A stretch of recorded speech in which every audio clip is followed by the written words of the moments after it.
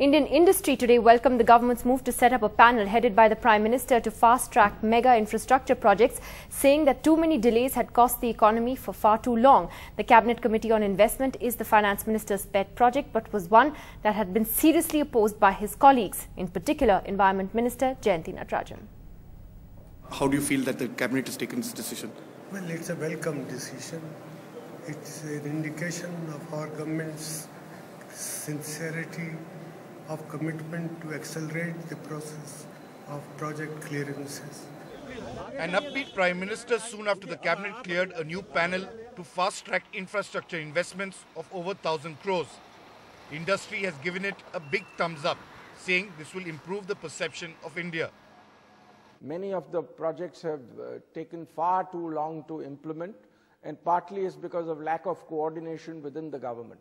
So this CCI is, to my mind, a very important development, and the fact that the Prime Minister is going to head this committee is important.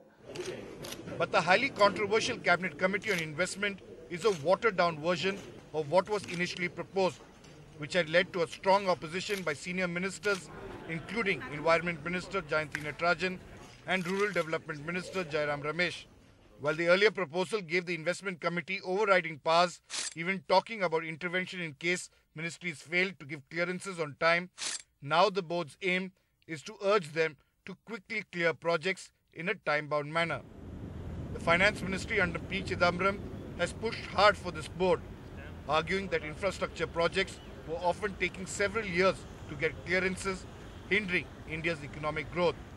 Currently, an infrastructure project in India needs clearances from at least 19 ministries, and today the Finance Minister was cautious in his optimism about the road ahead. It is too early to say whether the measures have begun to bear fruit. Infrastructure projects worth nearly 2 trillion rupees is waiting for government and regulatory approval, and the new investment body hopes to fast-track this economic growth. Whether it will work or not, only time will tell.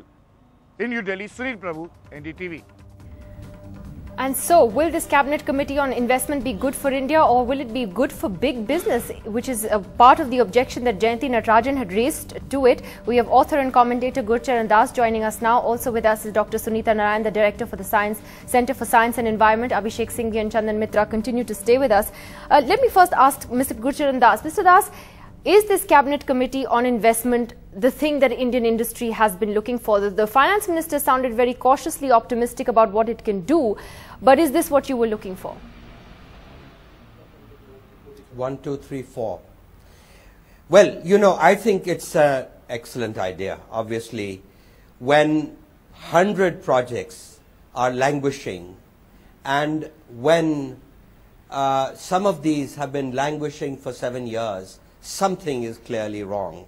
This government, which has had the distinction of bringing our growth rate down from almost 9% to 5.5%, should do something. But the question is, how is this going to work? Will it cut red tape, or will it become another approval stage? I mean, is it going to be like China, where you get approval and then it's an empowered approval? Whereas in India, we've known in such cases that a clerk in a ministry can stop it. And so I think we've got to see how it works. I mean, I worry because I hear on the one hand that this is not an empowered group, that the Environmental Ministry can still veto projects. So I mean, So you're also cautiously optimistic. Our record is not good. Okay, so you're also cautiously optimistic. Yes, of course one has to be optimistic, because, I mean, you have to give hats off to Chidambaram, who is really making an effort to get this government to realize what a dire situation we are in. We are facing junk status as a nation.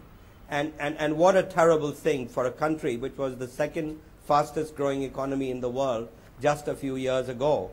And I think what's gone wrong is that with our obsession with accountability, we have forgotten that a government was created to act. That you can't have, obviously we want a government to have both. It should operate within the rule of law, it should be accountable to the people, but it must act. What we've seen is paralysis from and this you government. feel that this could, and obviously you feel that this could kickstart that. India's #1 news app just got even better. Download NDTV's new app. Fully optimized for retina display. Full screen view. Faster response time. And Sudoku. NDTV's new iPad app. Download now.